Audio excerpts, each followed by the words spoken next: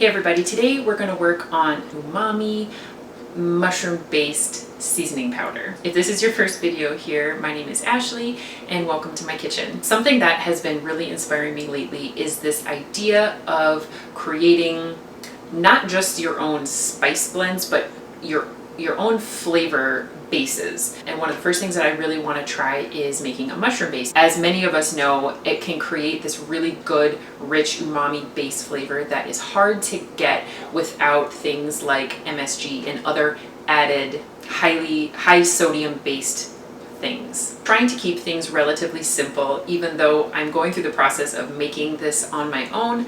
I don't want it to be too complex. A lot of umami mushroom based seasonings have salt, pepper, usually like a red pepper, thyme is one often added as an herb, and also onion powder. And I found that specifically like the Target brand one and also Trader Joe's, almost identical. I mean, the ingredients are listed in the exact same order, which makes me think that they're probably a very similar product. So what we're going to do today is get the mushrooms dehydrated. I'm going to let it go as long as I need to today. I may end up adding a few other things just kind of based on how I think it tastes once all this is done. But many of the things that we'll use this for, I'm going to be adding other flavors and some salt usually and things like that. So if it's just a plain mushroom based powder, I feel like it's going to be a lot more versatile. Things that I hope to use this in are dips. We make a lot of dips, whether it's for vegetables, some kind of like a sauce to go on fish. We can add it to anything that's meat based. So we can use it in marinades, add it when we're cooking chicken. I would think that you could mix it in if you mix seasonings and flavorings in, if you make your own burger patties. That would also be a really good added flavor. So I have a lot of ideas on how I'm going to use it. Soups, for sure. Soup in part of my soup bases.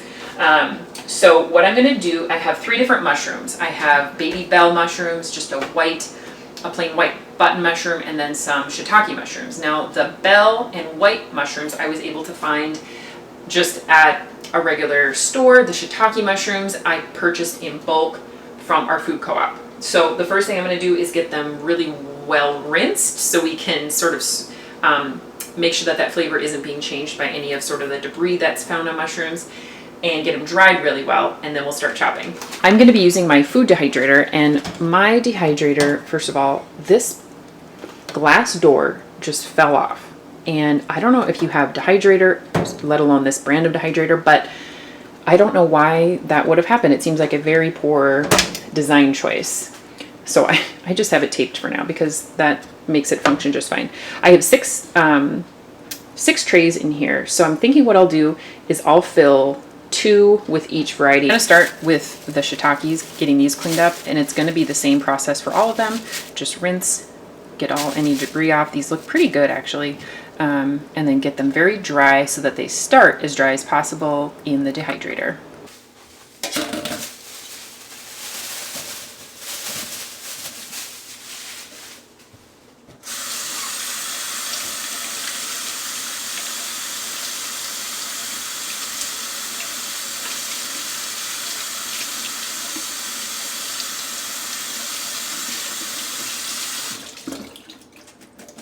These shiitakes look surprisingly clean.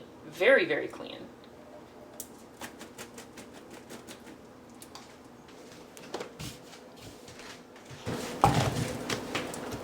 Whoops, we lost one.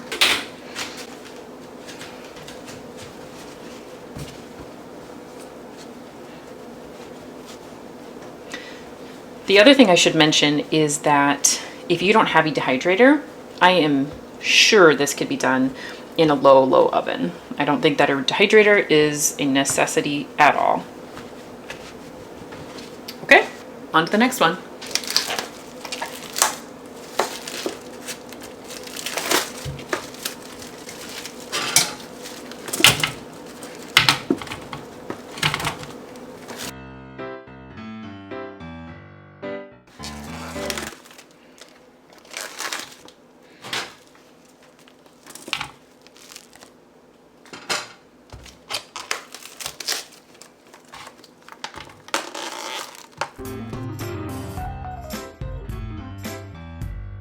Okay, we're gonna start by cutting up the shiitakes, and I think, you know what, I could probably leave these whole. I might cut up some of the big ones, but I think these are gonna be fine. These big mushrooms here, the cap is so deep that I'm not gonna wanna leave that like that. So I'll chop up the bells and the whites, but I think for the shiitakes, we might just leave them like this. I'm not concerned about the stem. The stem part of a mushroom is edible. It has the same nutritional profile as the cap. A lot of people discard the stem, and I think that's mainly because this can be a little bit woody and harder to eat. However, because we're going to be grinding this up into a powder, that is not a concern of mine whatsoever.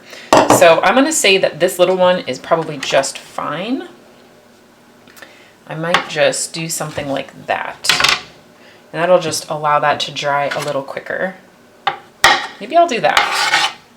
I don't want these to take too long if I leave them in bigger chunks. I feel like when I'm slicing the other mushrooms, I shouldn't get too much thicker than that. So I'll take these off. There we go. I feel like that's a good size to cut them at. And a lot of the times when you find pre-dried shiitake mushrooms and other various types of mushrooms in stores, they have the stem on, so they just become dried right like that. So to make it go a little quicker, I think I'm going to detach these stems first and then chop them up separately instead of doing one at a time like that.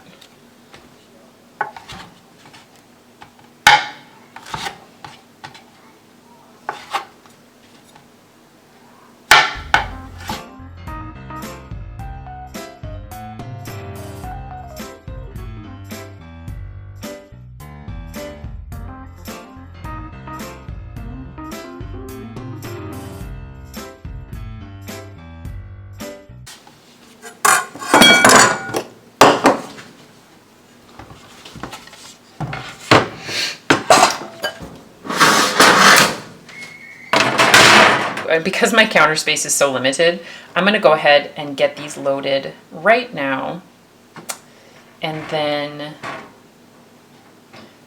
I'll work on my next mushroom.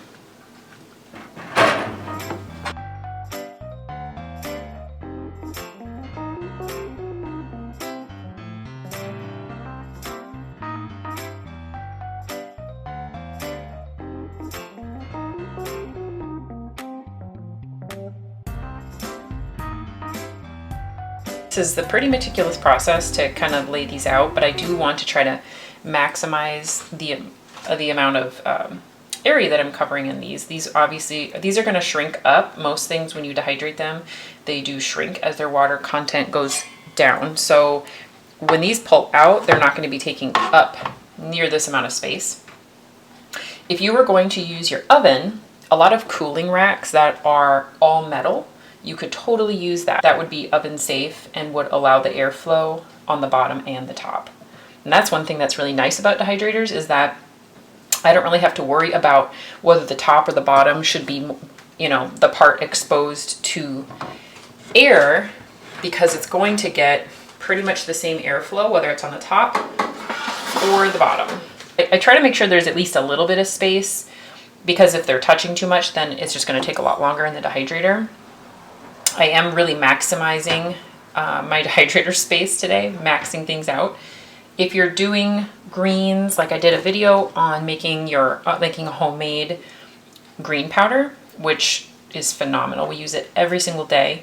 When you're using something sort of light, like spinach and things like that, it doesn't matter as much because it's so thin. So you can just pile it on there. You don't need to be concerned about things overlapping or having, you know, a couple layers thick. It really dehydrates out very quickly. When I first started doing my greens powder, I was very careful about making sure that my greens were just on a single layer, but now I just throw it on because it just doesn't really make a big difference. All right, we are running really low on space, but you know what? I have that extra space on the shelf, that shiitake shelf.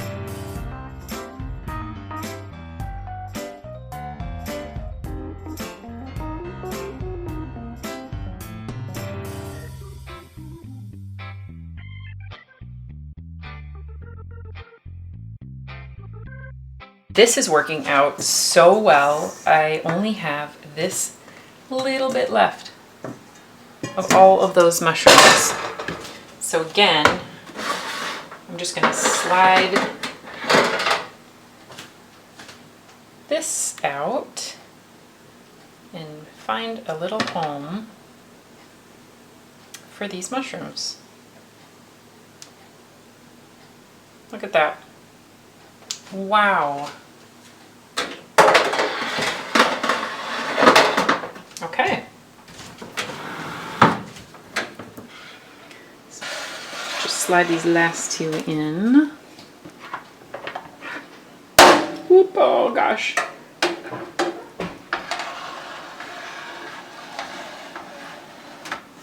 There we go. Now I'm going to put this on. Here, let's see. So I'm going to get this going at 160 degrees. And it says 18.5 hours, but I'm just going to keep checking it.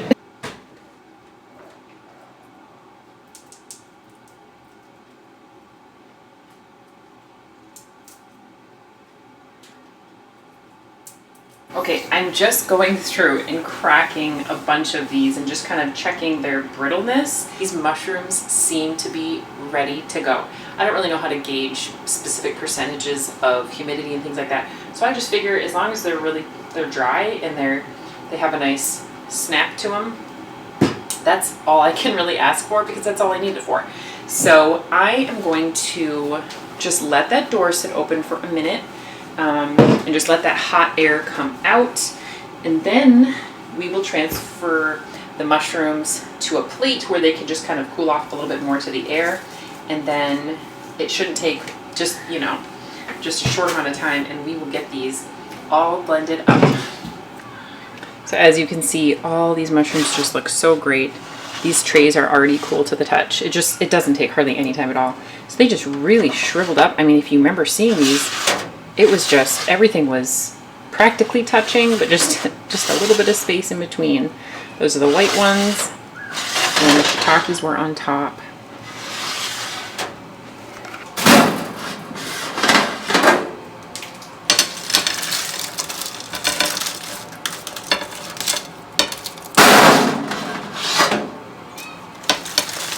So one of the things that I was thinking about today is that I bet you could totally make this mushroom powder usable to make like a homemade cream of mushroom soup.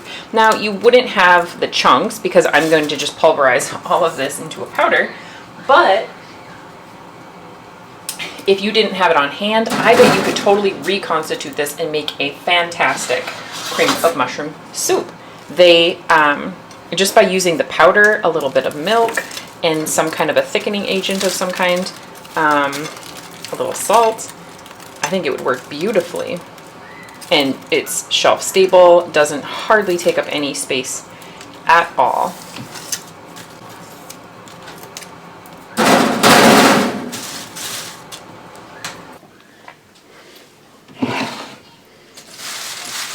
Okay.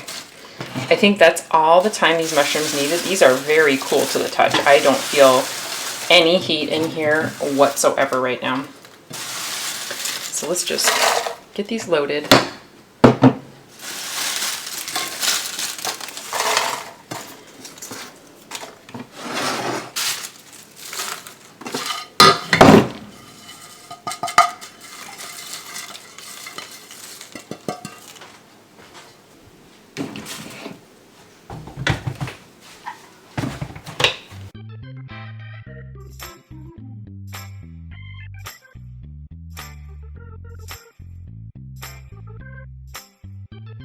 This is a very fine powder, and I actually went outside to transfer it to this bowl, but this is so funny. It hardly weighs anything. It is so lightweight. And what's so interesting is, I don't know if you've seen, there's a lot of there's some companies out there doing like mushroom coffees, mushroom cocos. I think one of the brands, I believe, is Four Sigmatic. What's so interesting is the smell is almost more of a cocoa smell right now. than mushroom. It's so interesting, but that totally caught me off guard. So I'm just looking here. I don't really want to flavor it too much, but I am using this one spice in my cabinet a lot right now. I'm using this homemade garlic powder a lot. And so what I'm going to do is just put a little bit of this in. That's about three teaspoons, or the equivalent of 1 tablespoon. And the only reason why I want to do that right now is that I want to make sure that I have some of that mixed around in this mushroom mix. So whenever I use it, I have that garlicky flavor. So that is it. Anytime that I use this, I'm going to actually be seasoning other things. So for now, I'm just going to use this as a plain mushroom powder. This is the kind of thing that I think could be a seasoning that evolves. And depending on how I like it when I use it, I can leave some plain or with a little bit of garlic salt. There was 1 tablespoon for all this was very, very diluted. I can take out part of it and experiment with some different things, maybe use some thyme and maybe a little like crushed red pepper and things like that. Things that I find in, things you find in those store-bought spices, and just kind of feel how we like it. Take it in different directions. For now, we're gonna leave it plain and just use it a lot in a lot of different things, and I'm super excited. I think this is going to add a great depth of flavor to a lot of things, that umami that I talked about, without that added MSG or other really intense sodiums like that. I know I added some salt. I don't know if I even mentioned the kind of salt that we typically use. I know I've mentioned it in other videos before, but the Redmond Salt Company makes a salt that's it's like a pink Himalayan salt, but it's mined in the United States, basically in ancient seabeds in a mine in Utah. And so I feel really good about their practices, and it's so protected and undisturbed that it's very pure. So a lot of like the Himalayan salts and things like that, from what I understand, can have some contamination. So I feel very good about using something that is not only closer to me, but is potentially a cleaner product. And so when we buy canned tomatoes or things like that, where you have the option to buy with salt or not, we usually do no salt, and we just salt to taste with our own salt. So anyway, all to say that the salt that went in here is that salt that we really like and we trust. If you make dehydrated powders out of vegetables, I would be really interested to see the kinds of things that you do.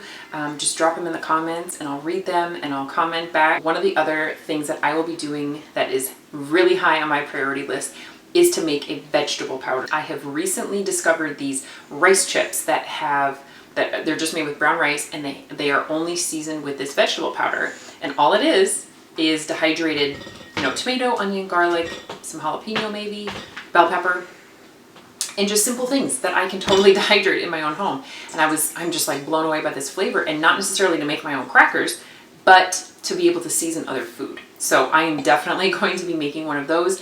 Our first tomato is almost ready to be picked on our tomato plant, so I want to wait until at least some of our tomatoes are up and running before I start a project like that. And also tomato paste. You can dehydrate tomatoes and make sort of like a dry tomato base that you can rehydrate and make your own tomato paste, which is nice because this is so light and it's such a condensed way to preserve food. So if you want to make sure that you catch those videos, please subscribe. Thank you for coming along with me as I do this kitchen project / experiment. I hope you have a wonderful day, and we will see you soon.